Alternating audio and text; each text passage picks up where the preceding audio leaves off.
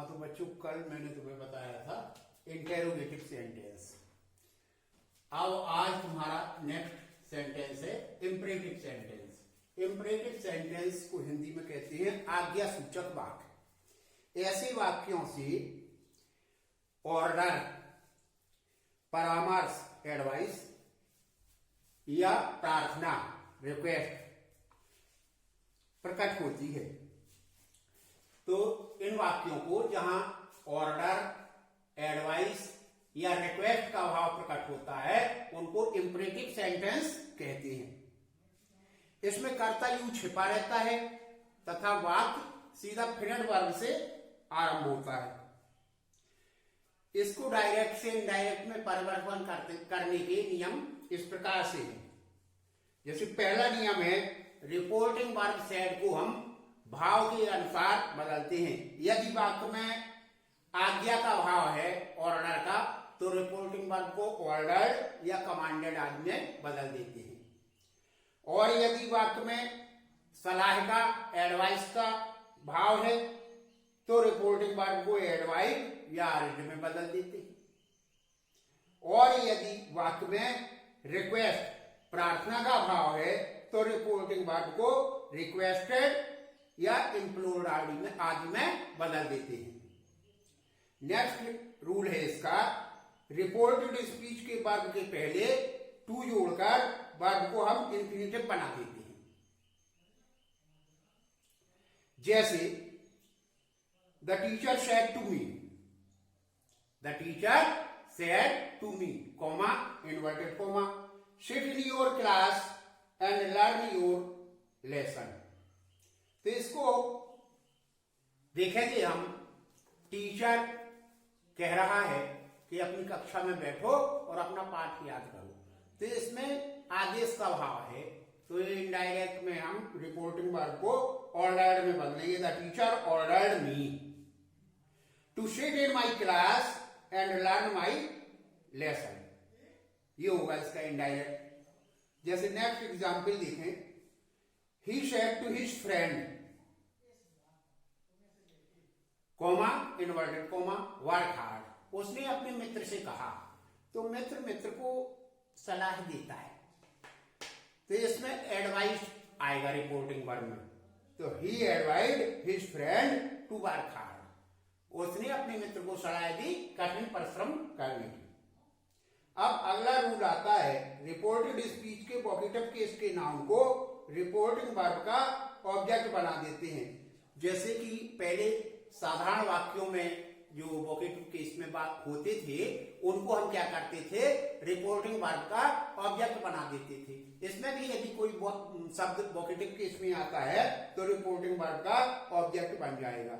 जैसे the teacher said, comma, inverted comma, sit down, comma, boys, full stop, inverted comma बंद।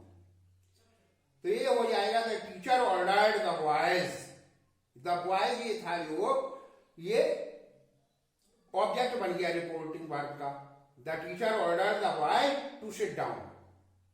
इस तरह से बन जाएगा ये बात। नेक्स्ट रूल है इसका, जब रिपोर्टेड स्पीच निषेधात्मक हो अर्थात डू नॉट से प्रारंभ हो तो इसके परिवर्तन की दो विधियां हैं। प्रथम विधि तो ये है रिपोर्टिंग वर्ब को फॉरवर्ड में बदल दिया जाता है तथा रिपोर्टेड स्पीच में आए हुए डू नॉट को समाप्त कर दिया जाता है और क्रिया के पहले टू जोड़ देते। जैसे the teacher said to the boy, comma, inverted comma, do not abuse anyone. The teacher said to the boy, अध्यापक ने लड़के से कहा किसी को गाली मत दो। तो रिपोर्टिंग वर्ब को हम फॉरवर्ड में बदल देंगे और डू नॉट को समाप्त कर देंगे। The teacher forward the boy to abuse anyone, ये हो जाएगा the teacher forward the boy to abuse anyone. और इसकी दूसरी विधि है परिवर्तन की। दूसरी विधि में रिपोर्टिंग वर्ब सेड को भाव के अनुसार ऑर्डर्ड, एडवाइस या रिक्वेस्टेड में बदलती है। इसमें केवल फॉरवर्ड में बदला जाता है प्रथम विधि में, और द्वितीय विधि में जैसा वाक्य का भाव है आदेश का है तो ऑर्डर्ड और सलाह का है तो एडवाइस, और यदि निवेदन का है तो रिक्वेस्टेड में बदलेंगे। किंतु इसमें रिपोर्टेड स्पीच में आए हुए डू नॉट में से केवल डू हटता है और नॉट के बाद टू इन्फिनिटिव का प्रयोग होता है। जैसे my father said to me, comma inverted comma, do not waste your time, full stop inverted comma. तो मेरे पिता ने मुझे कहा, क्या कहा? कि अपना समय बर्बाद मत करो। तो पिताजी ने अपने बेटे को सलाह दी, तो इसमें एडवाइज होगा, my father advise me not to waste my time. Do हटेगा, नॉट नहीं, नॉट के बाद टू लग जाएगा, not to waste my time. इस तरह से ये द्वितीय विधि है। अब नेक्स्ट रूल है तुम्हारा रिपोर्टेड स्पीच जब नेवर से प्रारंभ हो तो रिपोर्टिंग वर्ब को एडवाइज में बदल देते हैं और नेवर तथा क्रिया के बीच टू का प्रयोग करते हैं। नेवर वाले वाक्यों में कभी फॉरवर्ड का प्रयोग हम नहीं करते। ठीक, एक फॉर एग्जाम्पल देख लीजिए आप। The teacher said to the student, comma inverted comma, never waste your time. तो ये डायरेक्ट बनेगा इसका, the teacher advised the student never to waste his time. Next rule है, हाँ, और वो मैंने बता दिया कि नेवर वाले वाक्य में जो है फॉरवर्ड का प्रयोग नहीं होता है।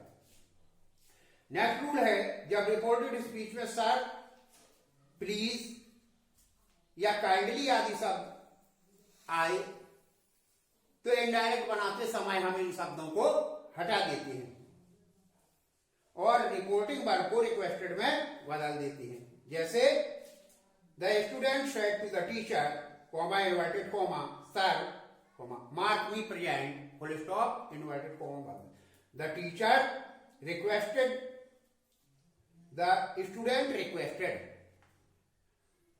विद्यार्थी ने प्रार्थना की, किससे? टीचर से। टीचर नहीं रिक्वेस्ट करेगा, the student requested the teacher. क्या निवेदन किया? टू मार्क हिम प्रेजेंट, उसे उपस्थित बना दो।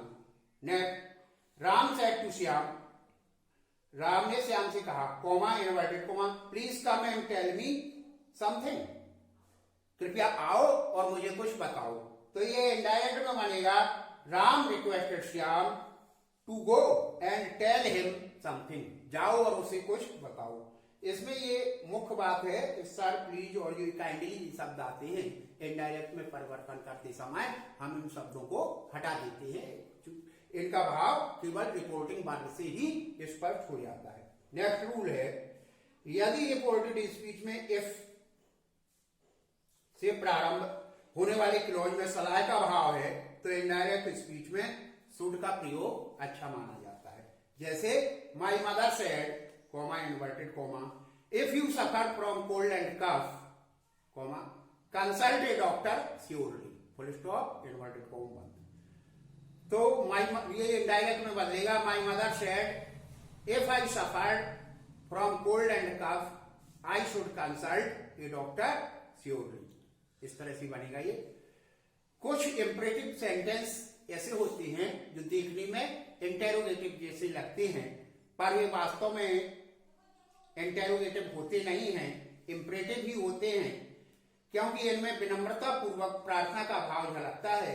ऐसे वाक्यों को इनडायरेक्ट में बदलते समय रिपोर्टिंग वर्ब को वाक्य आशय के अनुसार हम बदल देते हैं। जैसे रिपोर्टेड स्पीच है, पहले इनवर्टेड कॉमा के अंदर, would you please give me your pen, question mark, inverted comma बंद, he said to me, full stop. अब क्वेश्चन मार्क है वाक्य के अंत में, तो ये ऐसा लगता है देखने में जैसे इंटेरोगेटिव सेंटेंस हो, लेकिन ये इंटेरोगेटिव सेंटेंस है नहीं, है कि कौन सा?